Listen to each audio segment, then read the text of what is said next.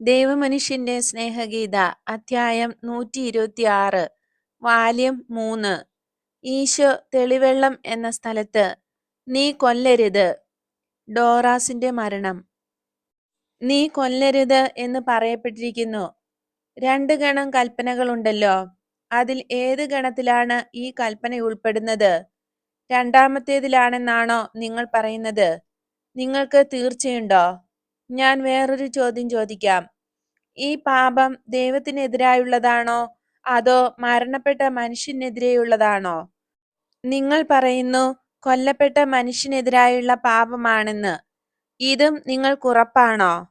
വേറൊരു ചോദ്യം. മനുഷ്യനെ വധിച്ചു എന്നൊരു പാപം മാത്രമാണോ ഇത്? ഒരാളെ കൊല്ലുമ്പോൾ ഒരുവൻ ഈ ഒരു പാപം മാത്രമേ ചെയ്യാനുള്ളോ? നിങ്ങൾ പറയുന്നു ഇത് മാത്രമേയുള്ളൂ എന്ന്. ഒരുത്തർക്കും അതേക്കുറിച്ച് സംശയമില്ലേ? നിങ്ങളുടെ ഉത്തരം കുറച്ചുകൂടെ ശബ്ദത്തിൽ പറയൂ. എല്ലാവർക്കും വേണ്ടി ഒരാൾ ഉത്തരം പറയട്ടെ. ഞാൻ കാത്തിരുന്നു കൊള്ളാം. ഈ സമയം ഒരു ചെറു ബാലിക ഈശോയെ നോക്കി അത്ഭുതപ്പെട്ടുകൊണ്ട് അടുത്തു വന്ന് നിൽക്കുന്നു. അവളെ അടക്കിയിരുത്താൻ അമ്മ കൊടുത്ത ആപ്പിൾ കടിക്കുന്ന കാര്യം അവൾ വിസ്മരിച്ച് ഈശോയെ തന്നെ നോക്കിക്കൊണ്ട് നിൽക്കുന്നു. ഈശോ കുനിഞ്ഞ് അവളെ തലോടുന്നു. നല്ല മാഹാത്മ്യമുള്ള ഒരു വൃദ്ധൻ എഴുന്നേറ്റ് പറയുന്നു, ഗുരുവേ, ശ്രദ്ധിക്കണമേ. ഞാൻ സിനഗോഗിലെ ഒരു പഴയ നേതാവാണ്. എല്ലാവർക്കും വേണ്ടി സംസാരിക്കാൻ ഇവർ എന്നോട് ആവശ്യപ്പെട്ടിരിക്കുകയാണ്. അതിനാൽ ഞാൻ സംസാരിക്കുന്നു. ഞാൻ വിചാരിക്കുന്നു, അല്ല, ഞങ്ങളെല്ലാവരും വിചാരിക്കുന്നു, ഞങ്ങളെ പഠിപ്പിച്ചിട്ടുള്ളതനുസരിച്ച് നീതിയായിട്ടുള്ള ഉത്തരമാണ് ഞങ്ങൾ പറഞ്ഞതെന്ന്. മനുഷ്യവധത്തെയും അടികളെയും കുറിച്ചുള്ള നിയമത്തെ അടിസ്ഥാനമാക്കിയാണ് ഞാൻ പറയുന്നത്. എന്നാൽ ഞങ്ങൾ എന്തിനാണ് ഇവിടെ വന്നതെന്ന് നിനക്കറിയാം. നീ ജ്ഞാനവും സത്യവും തന്നെ ആകുന്നതിനാൽ നിന്നാൽ പഠിപ്പിക്കപ്പെടുന്നതിനാണ് ഞങ്ങൾ വന്നിരിക്കുന്നത്. അതുകൊണ്ട് ഞാൻ പറയുന്നത് തെറ്റാണെങ്കിൽ എന്റെ അന്ധകാരത്തെ പ്രകാശിപ്പിക്കണമേ. നിന്റെ വൃദ്ധനായ ദാസൻ അവന്റെ രാജാവിന്റെ സന്നിധിയിലേക്ക് പ്രകാശം ധരിച്ച് പോകാനിടയാകട്ടെ. അതുപോലെ എന്റെ അജഗണത്തിൽപ്പെട്ടവരായ ഇവർ അവരുടെ ഇടയനോടുകൂടെ ജീവന്റെ ഉറവയിൽ നിന്ന് കുടിക്കാൻ വന്നിരിക്കുന്നവരാണ്. ഇവരെയും പ്രകാശിപ്പിക്കണമേ. ഇരിക്കുന്നതിന് മുമ്പ് അയാൾ വളരെ ആദരവോടെ തല കുനിച്ച് വണക്കം കാണിക്കുന്നു. പിതാവേ, നിങ്ങൾ ആരാണ്? നിന്റെ ദാസൻ എമ്മാവൂസിലെ ക്ലെയോഫാസ്. എന്റെ ദാസനല്ല, എന്നെ അയച്ചവന്റെ ദാസൻ. കാരണം സ്വർഗത്തിലും ഭൂമിയിലും ഹൃദയങ്ങളിലും ഏറ്റവും മുൻഗണനയും സ്നേഹവും നൽകേണ്ടത് പിതാവിനാണ്. ഈ ബഹുമാനം ഒന്നാമതായി നൽകുന്നത് അവന്റെ വചനമാണ്. പുരോഹിതൻ കാഴ്ചയപ്പം സമർപ്പിക്കുന്നത് പോലെ അവൻ കുറ്റമില്ലാത്ത മേശയിൽ ആളുകളുടെ ഹൃദയങ്ങൾ സ്വീകരിച്ച് സമർപ്പിക്കുന്നു. എന്നാൽ ക്ലെയോഫാസെ, നീ ആഗ്രഹിക്കുന്നത് പോലെ പ്രകാശിപ്പിക്കപ്പെട്ടവനായി ദൈവത്തിന്റെ പക്കലേക്ക് പോകുവാനായി ശ്രദ്ധിച്ചു കേൾക്കൂ. ഒരു കുറ്റത്തെക്കുറിച്ച് നമ്മൾ വിധി പറയുമ്പോൾ താഴെ പറയുന്ന എല്ലാ കാര്യങ്ങളും പരിഗണിക്കണം. അതിനു മുൻപുണ്ടായിരുന്ന സാഹചര്യങ്ങൾ, ഒരുക്കിയ സാഹചര്യങ്ങൾ, കുറ്റത്തെ ന്യായീകരിക്കുന്ന കാര്യങ്ങൾ, കുറ്റത്തിന്റെ വിശദ വിവരങ്ങൾ. കൊലപാതകം നടത്തിയ ഒരു മനുഷ്യൻ പാപപൂർത്തിക്കായി ദൈവത്തിലേക്ക് തിരിയുന്നതിന് മുമ്പ് തന്നോട് തന്നെ ഈ ചോദ്യങ്ങളെല്ലാം ചോദിക്കട്ടെ. ആരെയാണ് ഞാൻ നിഗ്രഹിച്ചത്? എന്തിനാണ് ഞാൻ കൊന്നത്? എവിടെ വച്ചു കൊന്നു? എന്തുപയോഗിച്ചാണ് കൊന്നത്? എന്ത് കാരണത്താൽ കൊന്നു? എങ്ങനെ കൊന്നു? എപ്പോൾ കൊന്നു? ആരെയാണ് ഞാൻ കൊന്നത്? ഒരു മനുഷ്യൻ. അവൻ സമ്പന്നനോ ദരിദ്രനോ സ്വതന്ത്രനോ അടിമയോ എന്ന് ഞാൻ പരിഗണിക്കുന്നില്ല. എന്നെ സംബന്ധിച്ച് പറഞ്ഞാൽ അടിമകളുമില്ല, ശക്തന്മാരുമില്ല, ആളുകൾ മാത്രമേയുള്ളൂ. ഒരു ദൈവത്താൽ സൃഷ്ടിക്കപ്പെട്ട മനുഷ്യർ, തന്നിമിത്തം തുല്യർ. യഥാർത്ഥത്തിൽ ദൈവസന്നിധിയിൽ ഭൂമിയിലെ ഏറ്റവും ശക്തനായ രാജാവും പൊടി മാത്രമാണ്. അവന്റെ ദൃഷ്ടിയിലും എന്റെ പക്കലും ഒരൊറ്റ അടിമത്തം മാത്രമേയുള്ളൂ, അതായത് പാപം, സാത്താന്റെ കീഴിലുള്ള അടിമത്തം. പഴയ നിയമം സ്വതന്ത്രരായവർക്കും അടിമകൾക്കും തമ്മിൽ വിവേചനം കാണിക്കുന്നു. അതുപോലെ ഒറ്റയടിക്ക് കൊല്ലുന്നതും അടിയേറ്റയാൾ 2-3 ദിവസം കഴിഞ്ഞാണ് മരിക്കുന്നതെങ്കിൽ അതും വേർതിരിച്ചു കാണുന്നു. അതുപോലെ അടിയേറ്റ ഗർഭിണിയായ സ്ത്രീ മരിക്കുന്നതും ഗർഭസ്ഥിതമായ ശിശു മാത്രം മരിക്കുന്നതും വേർതിരിവോടെ കാണുന്നു. എന്നാൽ ഇതെല്ലാം പറയപ്പെട്ടിരുന്നത് പൂർണ്ണതയുടെ പ്രകാശം വിദൂരതയിലായിരുന്നപ്പോഴാണ്. ഇപ്പോൾ അത് നിങ്ങളുടെ ഇടയിലുണ്ട്. അത് പറയുന്നു, തന്റെ സഹസൃഷ്ടിയായ മനുഷ്യനെ കൊല്ലുന്നവൻ പാപം ചെയ്യുന്നു. അവൻ പാപം ചെയ്യുന്നത് മനുഷ്യനെതിരെ മാത്രമല്ല, ദൈവത്തിനെതിരെയും പാപം ചെയ്യുന്നു. മനുഷ്യൻ എന്താണ്? സൃഷ്ടപ്രപഞ്ചം മുഴുവന്റെയും രാജാവാകുവാൻ ദൈവം സൃഷ്ടിച്ച ഏറ്റവും ശ്രേഷ്ഠ സൃഷ്ടിയാണ് മനുഷ്യൻ. അവനെ തന്റെ ഛായയിലും സാദൃശ്യത്തിലും സൃഷ്ടിച്ചു. അരൂപിയാൽ അവൻ ദൈവത്തിന് സദൃശനാണ്. ദൈവത്തിന്റെ പൂർണ്ണതയുള്ള ചിന്തയിൽ നിന്ന് തന്റെ പൂർണ്ണ ഛായയെടുത്ത് അത് മനുഷ്യന് നൽകി. നിങ്ങൾ ആകാശത്തിലും ഭൂമിയിലും കടലിലും നോക്കൂ. എത്ര മനോഹരതയുള്ളതാണെങ്കിലും മനുഷ്യനോട് തുല്യനായ ഒരു മൃഗത്തെയോ ചെടിയെയോ കാണാൻ കഴിയുമോ? മൃഗങ്ങൾ ഓടുന്നു, തിന്നുന്നു, കുടിക്കുന്നു, ഉറങ്ങുന്നു, പ്രത്യുൽപാദനം നടത്തുന്നു, ജോലി ചെയ്യുന്നു, പാടുന്നു, പറക്കുന്നു, ഇഴയുന്നു, കയറുന്നു, എന്നാൽ അവ സംസാരിക്കുന്നില്ല. മനുഷ്യനും ഓടാനും ചാടാനും കഴിയുന്നു. ഒരു മത്സ്യത്തെ പോലെ വേഗത്തിൽ നീന്താൻ കഴിയുന്നു. ഒരിഴജന്തുവാണെന്ന് തോന്നത്തക്ക വിധം ഇഴയാൻ കഴിയുന്നു. പക്ഷിയെപ്പോലെ പാടാൻ കഴിയുന്നു, പ്രത്യുൽപാദനം നടത്തുന്നു. എന്നാൽ ഇവയ്ക്കെല്ലാം പുറമെ മനുഷ്യന് സംസാരിക്കാൻ കഴിയുന്നുണ്ട്. ഓരോ മൃഗത്തിനും അതാതിന്റെ ഭാഷയുണ്ട് എന്ന് പറയേണ്ട, സത്യമാണ്. ഓരോ മൃഗവും പക്ഷിയും അതാതിന്റെ ശബ്ദം കേൾപ്പിക്കുന്നുണ്ട്. എന്നാൽ എല്ലാറ്റിലും അവസാനത്തെ കാള ആദ്യത്തെ കാളയെപ്പോലെ തന്നെ അമറും. ആടും കഴുതയും എല്ലാ മൃഗങ്ങളും അതുപോലെ തന്നെ. കുരുകിൽ ചിലയ്ക്കും. വാനമ്പാടിയും രാപ്പാടിയും പാടും. വാനമ്പാടി സൂര്യനെ നോക്കി പാടും. രാപ്പാടി നക്ഷത്രനിബിഡമായ ആകാശത്തെ നോക്കി രാത്രിയിൽ പാടും. എന്നാൽ എല്ലാം ഏറ്റം ആദ്യം ചെയ്തതുപോലെ തന്നെയായിരിക്കും ലോകത്തിന്റെ അവസാന നാളിലും. നേരെ മറിച്ച് മനുഷ്യന് ശബ്ദവും ഭാഷയും മാത്രമല്ല, ഒരു നാഡീവ്യൂഹവുമുണ്ട്. അതിന്റെ കേന്ദ്രമാണ് തലച്ചോറ്. ബുദ്ധിയുടെ ഇരിപ്പിടമാണ് തലച്ചോറ്. പുതിയ പുതിയ അനുഭവങ്ങൾ ഗ്രഹിക്കാനും അവയെക്കുറിച്ച് ചിന്തിക്കാനും അവയ്ക്ക് പേര് നൽകുവാനും മനുഷ്യന് അങ്ങനെ കഴിയുന്നു. ആദം നായയെ തന്റെ സ്നേഹിതനെന്ന് വിളിച്ചു. ചെറിയ താടിമീശയുള്ള മുഖവും അതിനു ചുറ്റും കുഞ്ചിരോമവുമുള്ള മൃഗത്തെ സിംഹം എന്ന് വിളിച്ചു. ശാന്തമായി കരഞ്ഞുകൊണ്ട് അഭിവാദ്യം ചെയ്ത മൃഗത്തെ ആട് എന്ന് വിളിച്ചു. തൂവലുകൾ കൊണ്ടുള്ള ആ പുഷ്പത്തെ ഒരു ശലഭത്തെ പോലെ പറക്കുകയും മധുരമായി പാടുകയും ചെയ്യുന്ന ജീവിക്ക് പക്ഷി എന്ന് പേരിട്ടു. പിൽക്കാലങ്ങളിൽ ആദത്തിന്റെ സന്തതികൾ പുതിയ പേരുകൾ സൃഷ്ടിച്ചു. സൃഷ്ടികളിൽ ദൈവത്തിന്റെ കരവേലകൾ ദർശിച്ച് അവയുമായി പരിചയപ്പെട്ടപ്പോൾ തങ്ങളിലുള്ള ദൈവിക പ്രകാശത്തിന്റെ കണികയുപയോഗിച്ച് ഉചിതമായ പേരുകൾ നൽകി. ആദത്തിന്റെ സന്തതികൾ മക്കളെ ജനിപ്പിക്കുക മാത്രമല്ല ചെയ്തത്, തങ്ങളുടെ മക്കൾക്ക് ഉപകാരമുള്ളവയും ഉപദ്രവം ചെയ്യുന്നവയുമായ വസ്തുക്കൾ ഉണ്ടാക്കുകയും ചെയ്തു. ദൈവത്തോട് ചേർത്തുണ്ടാക്കിയവ നല്ലവയും ഉപകാരമുള്ളതും ദൈവത്തിനെതിരായി ഉണ്ടാക്കിയവ ഉപദ്രവമുള്ളതുമായിരുന്നു. നല്ല വസ്തുക്കൾ ഉണ്ടാക്കുകയും നല്ല കാര്യങ്ങൾ ചെയ്യുകയും ചെയ്യുന്നവർ ദൈവത്തോടു കൂടെയാണ്. മറ്റുള്ളവർക്ക് ഉപദ്രവം വരുത്തുന്ന സാധനങ്ങൾ ഉണ്ടാക്കുന്നവർ ദൈവത്തോട് എതിരുള്ളവരാണ്. മനുഷ്യന്റെ ദുഷ്ടത നിമിത്തം പീഡിപ്പിക്കപ്പെടുന്ന തന്റെ മക്കൾക്കു വേണ്ടി ദൈവം പ്രതികാരം ചെയ്യും. ഇങ്ങനെ ദൈവത്തിന്റെ സ്നേഹവാചനമായ സൃഷ്ടിയാണ് മനുഷ്യൻ. മനുഷ്യൻ ഇപ്പോൾ പാപം ചെയ്ത് കുറ്റവാളിയായി തീർന്നിട്ടുണ്ടെങ്കിലും ഇപ്പോഴും ഏറ്റവും പ്രിയപ്പെട്ട സൃഷ്ടി മനുഷ്യൻ തന്നെ. അതിന്റെ സാക്ഷ്യമാണ് മനുഷ്യനെ രക്ഷിക്കാൻ ഒരു ദേവദൂതനെയല്ല, ഒരു കെരൂബിനെയോ സെറാഫിനെയോ അല്ല, പിന്നെയോ തന്റെ സ്വന്തം വചനത്തെ മനുഷ്യ ശരീരം ധരിപ്പിച്ച് ഭൂമിയിലേക്ക് അയച്ചു എന്നുള്ളത്. ദൈവം പരമപരിശുദ്ധി തന്നെയായ അരൂപിയായതിനാൽ മനുഷ്യന്റെ പാപത്തിന് പരിഹാരം ചെയ്യുന്നതിന് പീഡകൾ സഹിക്കുക സാധ്യമായിരുന്നില്ല. പാപപരിഹാരത്തിന് പീഡകൾക്ക് തന്നെ തന്നെ വിധേയനാക്കുവാൻ മനുഷ്യ ശരീരം അയോഗ്യമാണെന്ന് അവൻ കരുതിയില്ല. പിതാവ് എന്നോട് പറഞ്ഞു, നീ മനുഷ്യനായി തീരണം. ആ മനുഷ്യൻ ഞാൻ ഉണ്ടാക്കുന്ന എല്ലാറ്റിനെയും പോലെ അവനും പരിപൂർണനായിരുന്നു.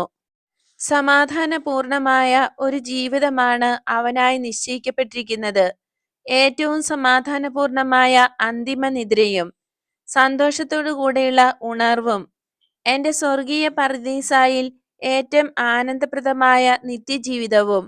എന്നാൽ നിങ്ങൾക്കറിയാമല്ലോ, അശുദ്ധമായിട്ടുള്ള യാതൊന്നിനും ഞങ്ങളുടെ പറുദീസായിൽ പ്രവേശനമില്ല. കാരണം അവിടെ ഞങ്ങൾ ഏകവും ത്രിത്വവുമായ ദൈവത്തിന്റെ സിംഹാസനമുണ്ട്. അതിന്റെ മുമ്പിൽ നിൽക്കുവാൻ പരിശുദ്ധിക്ക് മാത്രമേ അനുമതിയുള്ളൂ. ആര് ആയിരിക്കുന്നുവോ അവനാണ് ഞാൻ. എന്റെ ദൈവസ്വഭാവം, ഞങ്ങളുടെ അസ്തിത്വത്തിന്റെ രഹസ്യം പാപമില്ലാത്തവർക്ക് മാത്രമേ മനസ്സിലാക്കാൻ കഴിയൂ. എന്നാൽ മനുഷ്യൻ ആദത്തിലും ആദം വഴിയായും മലിനപ്പെട്ടു. പോകൂ, അവനെ ശുചിയാക്കൂ, ഞാൻ അത് ആവശ്യപ്പെടുന്നു. ഇപ്പോൾ മുതൽ ആ മനുഷ്യൻ നീയായിരിക്കും, ആദിജാതൻ. കാരണം മരണമുള്ള ശരീരവുമായി ഇവിടെ ആദ്യം പ്രവേശിക്കുന്നത് നീയായിരിക്കും. നിന്നിൽ പാപം ഉണ്ടാകുകയില്ല. നിന്റെ ആത്മാവിന് ഉത്ഭവ പാപവും ഉണ്ടാവുകയില്ല. ഭൂമിയിൽ നിനക്ക് മുൻപ് ജീവിച്ചിരുന്നവരും നിനക്ക് ശേഷം ജീവിക്കുന്നവരും രക്ഷകനായ നിന്റെ മരണം വഴിയായിരിക്കും രക്ഷ പ്രാപിക്കുക.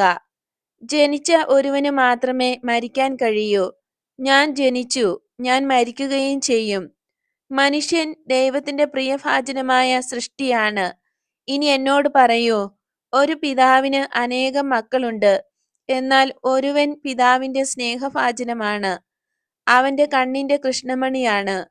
ഈ മകൻ വധിക്കപ്പെടുകയാണെങ്കിൽ മറ്റേത് പുത്രനും വധിക്കപ്പെട്ടാൽ എന്നതിനേക്കാൾ കൂടുതലായി ആ പിതാവിന് വേദനയുണ്ടാകുകയില്ലേ? അങ്ങനെ സംഭവിക്കാൻ പാടില്ല. കാരണം ഒരു പിതാവ് എല്ലാ മക്കളോടും നീതിയായി വർത്തിക്കണം. എങ്കിലും മനുഷ്യൻ പൂർണ്ണനല്ലാത്തതുകൊണ്ട് ഇത് സംഭവിക്കുന്നു. ദൈവത്തിന് നീതിയായി അങ്ങനെ ചെയ്യാം. കാരണം എല്ലാ സൃഷ്ടികളിലും വെച്ച് അരൂപിയായ ആത്മാവുള്ള ഏക സൃഷ്ടി മനുഷ്യനാണ്. ഈ അരൂപിയായ ആത്മാവ് ദൈവത്തിൻ്റെതുപോലെ തന്നെയാണ്.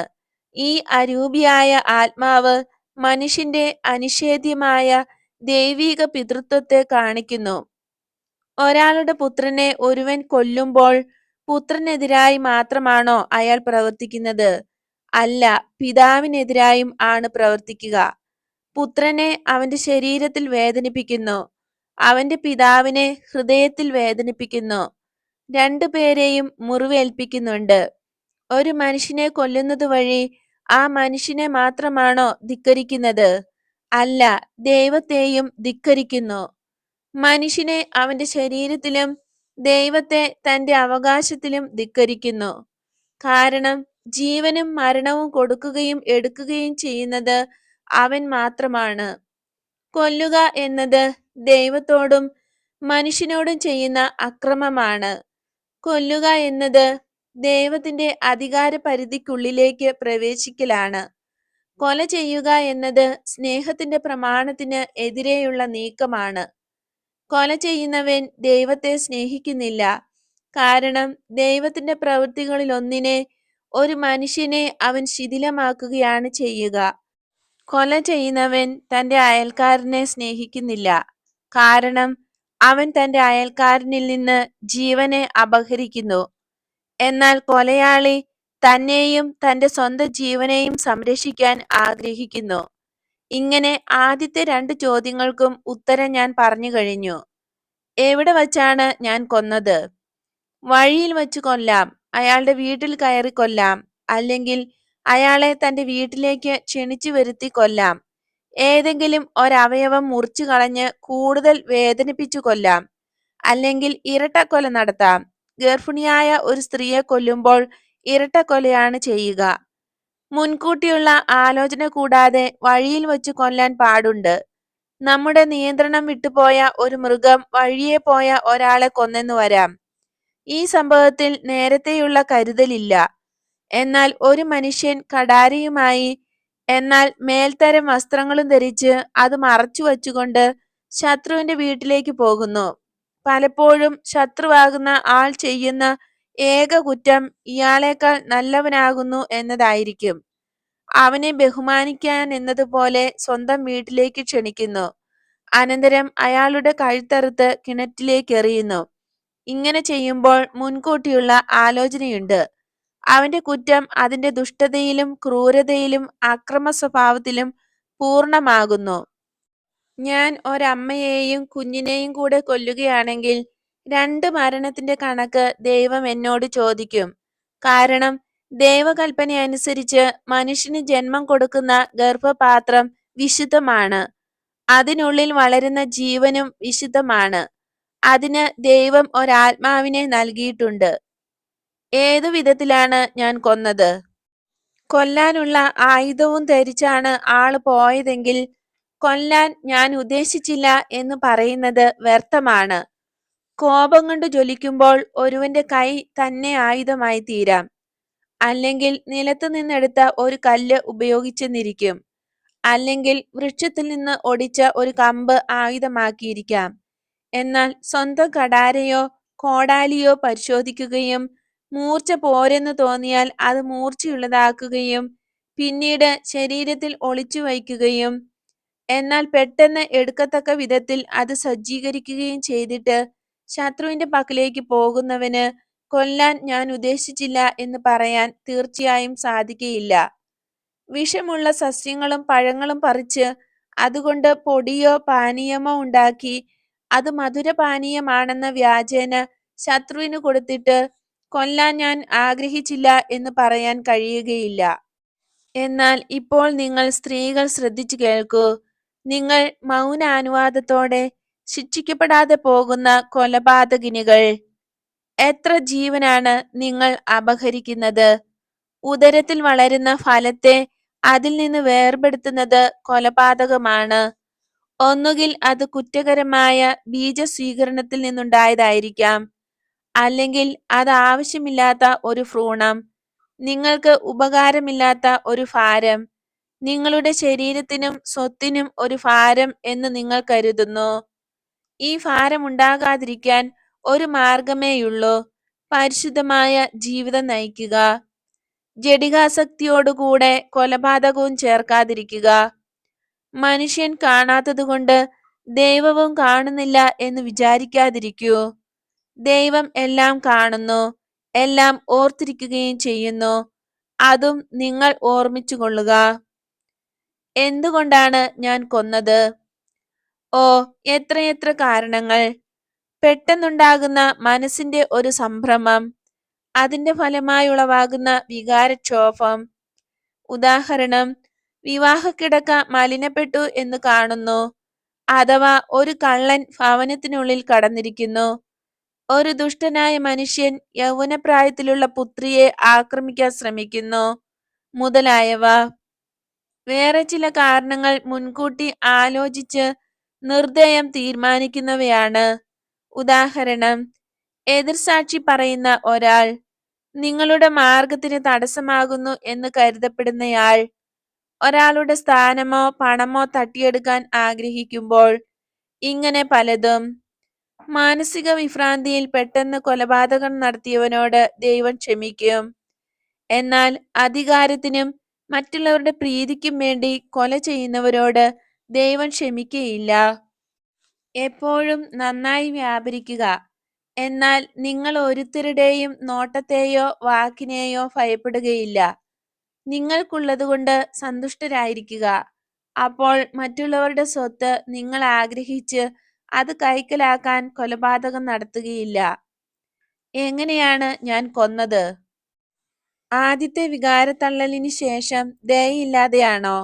ചിലപ്പോൾ മനുഷ്യന് സ്വയം നിയന്ത്രിക്കാൻ കഴിവില്ലാതെയാകും. കാരണം കവണയേറുകാരൻ കല്ലെറിയുന്നത് പോലെ സാത്താൻ ഒരുവനെ തിന്മയിലേക്കെറിയും. എന്നാൽ കവണയേറുകാരന്റെ ഒരു കല്ല് അതിന്റെ ലക്ഷ്യത്തിലെത്തിയ ശേഷം തിരിച്ച് വീണ്ടും കവണയിലേക്ക് വന്ന് വീണ്ടും എറിയണമെന്നാവശ്യപ്പെട്ടാൽ അതേക്കുറിച്ച് നിങ്ങൾ എന്തു പറയും? ആ കല്ലിന് പിശാചുബാധയുണ്ടെന്ന് പറയും. നാരകീയ ശക്തി അതിന്മേലുണ്ടെന്ന് പറയും. ഇതുപോലെയാണ് മനുഷ്യൻ. ആദ്യത്തെ അടി കഴിഞ്ഞ് രണ്ടാമത്, മൂന്നാമത്, 10-മത്, ഇങ്ങനെ നിയന്ത്രണമില്ലാതെ വലിയ ക്രൂരതയോടെ മനുഷ്യൻ പ്രവർത്തിക്കും. ആദ്യത്തെ വികാരത്തള്ളൽ കഴിയുമ്പോൾ കോപം അടങ്ങും, സുബുദ്ധി തെളിയും. ന്യായീകരിക്കാവുന്ന ഒരു കാരണത്താലാണ് വികാരക്ഷോഭം ഉണ്ടായതെങ്കിൽ, എന്നാൽ സാത്താൻ വിരോധം ഉടലെടുത്തവനായതുകൊണ്ട് ഒരു തനി കൊലയാളിക്ക് ക്രൂരത കൂടുകയാണ്. ഓരോ അടിക്കും ശേഷം കൂടുതൽ ക്രൂരതയോടെ വീണ്ടും അടിക്കുന്നു. കാരണം ഇത് ചെയ്യുന്നത് സാത്താൻ തന്നെയാണ്. എപ്പോഴാണ് ഞാൻ കൊന്നത്? ആദ്യത്തെ വികാരക്ഷോഭത്തിലോ, അതോ അത് ശമിച്ച ശേഷമോ? എന്റെ പക കൂടുതൽ കൂടുതൽ വർദ്ധിച്ചു വരികയും എന്നാൽ ക്ഷമിച്ചെന്ന് ഞാൻ അഭിനയിക്കുകയും ചെയ്തിരുന്നോ? കുറെ വർഷം ഞാൻ കൊല നടത്താനായി കാത്തിരുന്നോ? ഇരട്ടി വേദന വരുത്താൻ മക്കൾ വഴിയായി അപ്പനെ കൊല്ലിക്കാൻ ഞാൻ ശ്രമിച്ചിരുന്നോ? കൊലപാതകം വഴി ഒരുവൻ ഒന്നും രണ്ടും ഗണം പ്രമാണങ്ങളെ ധിക്കരിക്കുന്നു എന്ന് നിങ്ങൾ കാണുന്നല്ലോ. കാരണം ദൈവത്തിന്റെ അവകാശം സ്വന്തമാക്കാൻ നിങ്ങൾ ശ്രമിക്കുന്നു, അയൽക്കാരനെ നിങ്ങൾ പീഡിപ്പിക്കുന്നു. അതിനാൽ കൊലപാതകം ദൈവത്തിനെതിരായും അയൽക്കാരനെതിരായുമുള്ള പാപമാണ്. ഒരു മനുഷ്യനെ വധിക്കുന്നു എന്ന പാപം മാത്രമല്ല ഇതുവഴി ഉണ്ടാകുന്നത്. വിരോധം, അക്രമം, അഹങ്കാരം, അനുസരണക്കേട്, ദൈവനിന്ദ ഇവയെല്ലാം ഉണ്ടാകുന്നു. ചിലപ്പോൾ ഒരു സ്ഥാനം ലഭിക്കാനോ സ്വത്ത് കൈവശപ്പെടുത്താനോ ആണെങ്കിൽ അത്യാഗ്രഹം എന്ന പാപവും ചെയ്യുന്നു. ഇപ്പോൾ ഞാൻ ഇത്രയും മാത്രമേ പറയുന്നുള്ളൂ. വേറൊരു ദിവസം ഇതേക്കുറിച്ച് കൂടുതൽ പറയാം.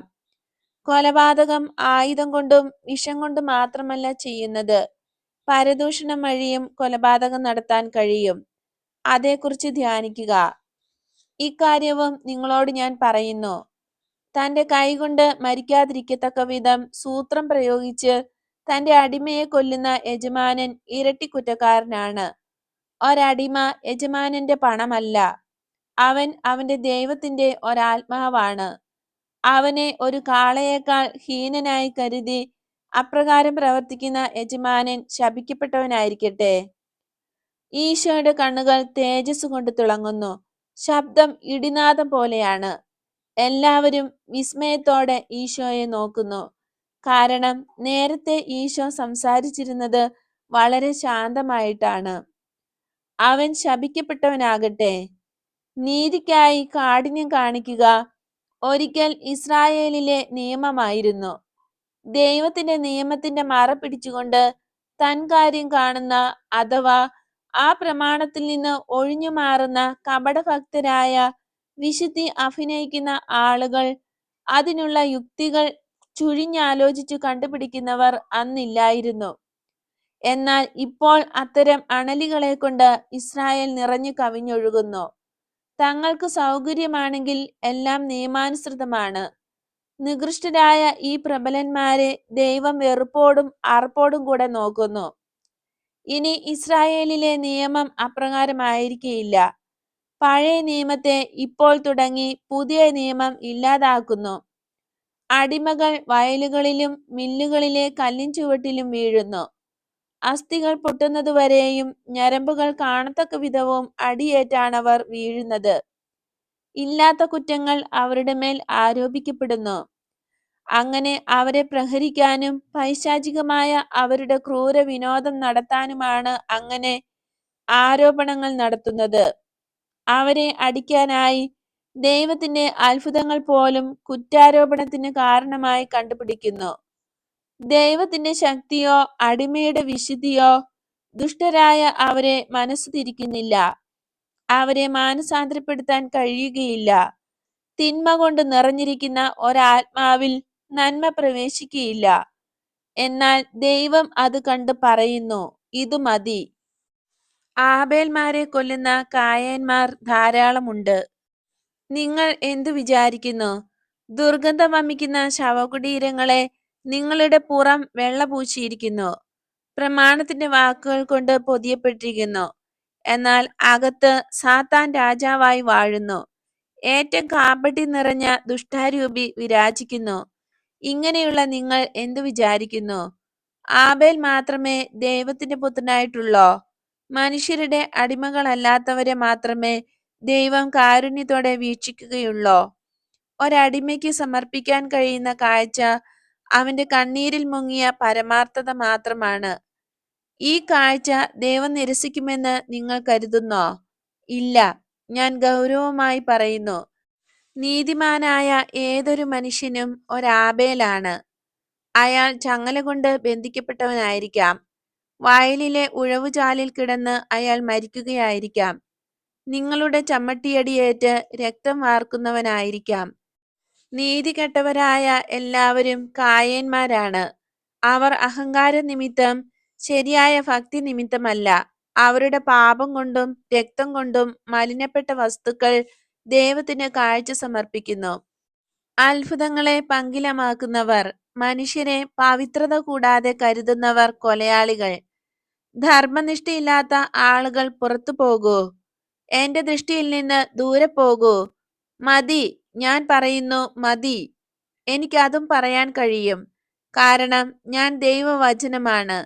ദൈവത്തിന്റെ ചിന്തകൾ ഞാൻ പകരുന്നു. ദൂരെ പോകൂ. പരുക്കൻ പ്രസംഗപീഠത്തിൽ നിൽക്കുന്ന ഈശോ ഭയം ഉളവാക്കുന്ന ഗാംഭീര്യത്തോടെയാണ് സംസാരിക്കുന്നത്. വലത്തെ കൈ വാതിലിന്റെ ഭാഗത്തേക്കാണ് നീട്ടിപ്പിടിച്ചിരിക്കുന്നത്. കണ്ണുകൾ രണ്ട് നീല ജ്വാലകൾ പോലെ പ്രകാശിക്കുന്നു.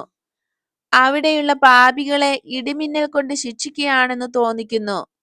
ഈശോയുടെ കാൽക്കൽ നിന്നിരുന്ന ബാലിക കരഞ്ഞുകൊണ്ട് അവളുടെ അമ്മയുടെ പക്കലേക്ക് ഓടുകയാണ്.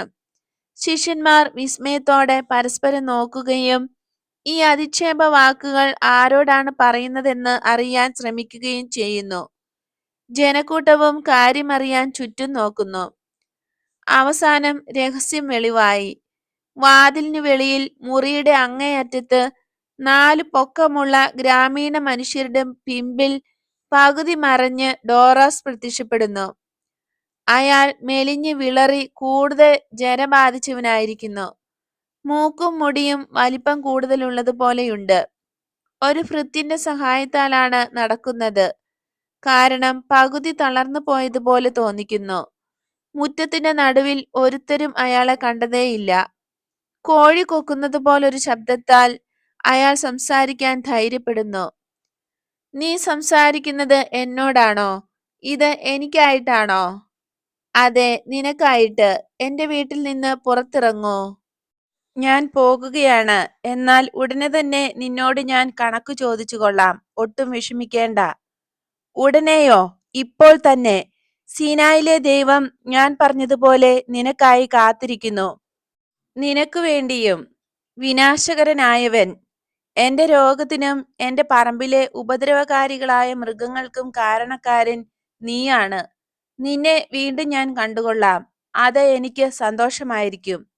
ശരി, നിനക്ക് എന്നെ കാണണമെന്ന് ആഗ്രഹമുണ്ടാവുകയില്ല. കാരണം ഞാൻ നിന്റെ വിധിയാളനായിരിക്കും. ആ ആ ശബി. അയാൾ തപ്പിത്തടയുന്നു, ഞരങ്ങുന്നു, വീഴുന്നു. അവൻ മരിച്ചു, ഭൃത്യൻ വിളിച്ചു പറയുന്നു. യജമാനൻ മരിച്ചു കഴിഞ്ഞു. നീ അനുഗ്രഹീതനാകട്ടെ. മിശിഹായെ, ഞങ്ങൾക്ക് വേണ്ടി പ്രതികാരം ചെയ്ത നീ അനുഗ്രഹിക്കപ്പെട്ടവനാകട്ടെ. ഞാനല്ല, എന്നാൽ ദൈവം, നിത്യനായ കർത്താവ് അനുഗ്രഹിക്കപ്പെടട്ടെ. ഒരുത്തരും അശുദ്ധരാക്കപ്പെടാതിരിക്കട്ടെ. ഭൃത്യന്മാർ മാത്രം യജമാനന്റെ കാര്യം അന്വേഷിച്ചാൽ മതി. അവന്റെ ശരീരത്തോട് കരുണ കാണിക്കണം. അവന്റെ ഭൃത്യരായ നിങ്ങളെല്ലാവരും നല്ലവരായിരിക്കണം. അയാൾ ശിക്ഷിക്കപ്പെട്ടതിൽ വിദ്വേഷം നിമിത്തം നിങ്ങൾ ആഹ്ലാദിക്കരുത്. നിങ്ങൾ ശിക്ഷിക്കപ്പെടാതിരിക്കുവാൻ സൂക്ഷിച്ചുകൊള്ളുക. ദൈവവും നീതിമാനായ ജോനായും എന്നും നിങ്ങളുടെ സ്നേഹിതരായിരിക്കട്ടെ. അവരോടുകൂടെ ഞാനും. ദൈവം നിങ്ങളോടുകൂടെ. എന്നാൽ നിന്റെ പ്രാർത്ഥന കൊണ്ടാണോ അയാൾ മരിച്ചത്? പത്രോസ് ചോദിക്കുന്നു. അല്ല, എന്നാൽ പിതാവ് എന്നിലേക്ക് വന്നു. നിങ്ങൾക്ക് മനസ്സിലാക്കാൻ കഴിയാത്ത ഒരു രഹസ്യമാണത്. ദൈവത്തെ പ്രഹരിക്കുന്നത് ശരിയല്ലെന്ന് മാത്രം നീ അറിഞ്ഞിരുന്നാൽ മതി. അവൻ തന്നെക്കൊണ്ട് തന്നെ തന്റെ പ്രതികാരം ചെയ്യുന്നു. അങ്ങനെയല്ലെങ്കിൽ നിന്നെ ദ്വേഷിക്കുന്ന എല്ലാവരെയും മരിപ്പിക്കണമെന്ന് നിനക്ക് പിതാവിനോട് പറഞ്ഞുകൂടെ? അടങ്ങൂ, നിന്റെ മനസ്ഥിതി എന്താണെന്ന് നീ മനസ്സിലാക്കുന്നില്ല. ഞാൻ പ്രതികാരമല്ല, കരുണയാണ്. സിനഗോഗിലെ അധിപനായ വൃദ്ധൻ ഈശോയുടെ അടുത്ത് വന്ന് പറയുന്നു, ഗുരുവേ, അങ്ങ് എന്റെ എല്ലാ ചോദ്യങ്ങൾക്കും ഉത്തരം നൽകി. പ്രകാശം എന്നിലേക്ക് വന്നിട്ടുണ്ട്. നീ അനുഗ്രഹീതനാകട്ടെ. എന്റെ സിനഗോഗിലേക്ക് വരണമേ. വൃദ്ധനായ ഒരു മനുഷ്യന് നിന്റെ വചനം നിരസിക്കരുതേ. ഞാൻ വരാം. സമാധാനത്തിൽ പോകുക. കർത്താവ് നിന്നോടു കൂടെ. ജനം സാവധാനത്തിൽ പിരിഞ്ഞു പോകുന്നു. ദർശനം അവസാനിക്കുന്നു.